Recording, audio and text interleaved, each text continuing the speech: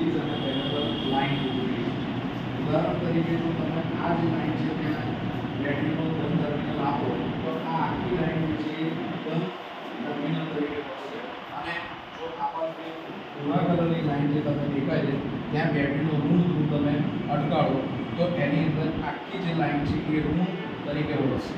એટલે આપણે જે છે એની અંદર જુદા જુદા અલગ અલગ વાયરો જોડો હોય ગમે તેટલી સર્કિટ જોડવી હોય તો એ આપણે ઇઝીલી શું કરી શકીએ છીએ, જોડી શકીએ.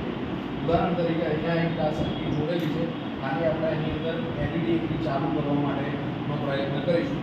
તો જો અહીંયા આ જે છે એની અંદર એક એલઈડીનો ધન છેડો અને બીજો ઋણ છેડો દર્શાવેલો છે. આ ધન છેડો છે એ હું બેટરીના ધન છેડા સાથે જોડું અને એલઈડીનો જે ઋણ છેડો છે એને ઋણ છેડા સાથે જોડું તો આપણી એલઈડી જે છે એ સ્ટાર્ટ થવી જોઈએ. બરાબર છે. આ જે છે આપણે ધન છેડો અહીંયા લગાવીએ, આ બેટરીનો ધન છેડો અને આ ઋણ છેડો અને આપણે અહીંયા ટચ કરાવડાવીએ અને આ જે છે છેડો અને આપણે અહીંયા ટચ કરાવડાવીએ.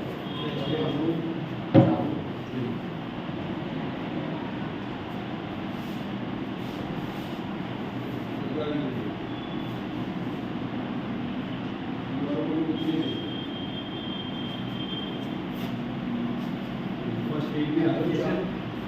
બરાબર.